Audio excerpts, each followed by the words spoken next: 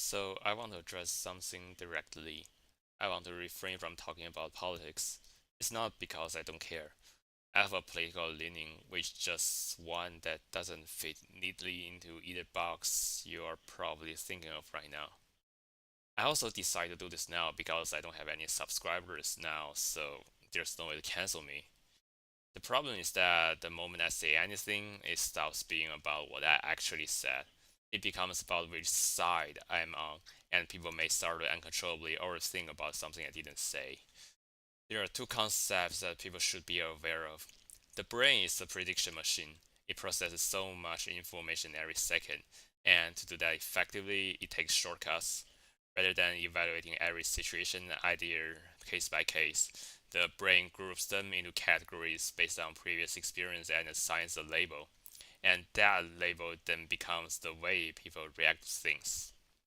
In the book Red State, Blue State, Rich State, Poor State, Why Americans Vote the Way They Do, Chapter 8, the book talks about knowing someone's political identification increases our chance to guess their issue preference, but not by much.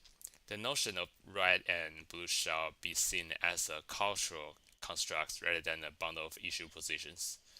We need to acknowledge that a person's view can be complex and we shall avoid making assumptions. But people are enjoying use one's ideas to profile them. At the part one of my modernity madness, one of the biggest human revolution achievement is the use of symbol.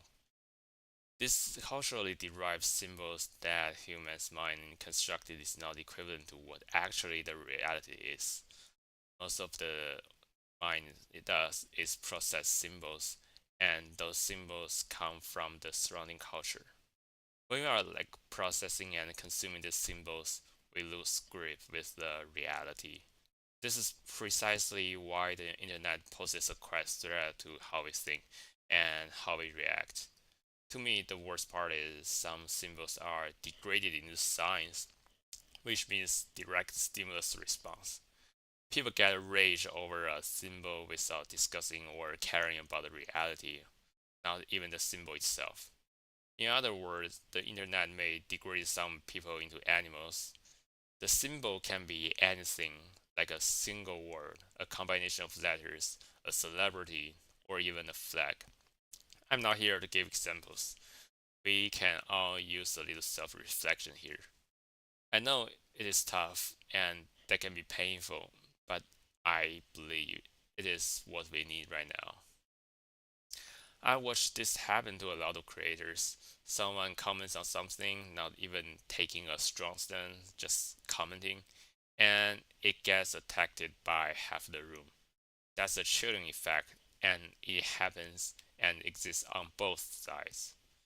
I also want to be honest, it's been a rough year, especially we are facing the shittiest job market and forever layoff is happening. I don't think anyone now has the energy to care about people and try to understand the other party. It is just so easy to blame people, which is technically being useless online.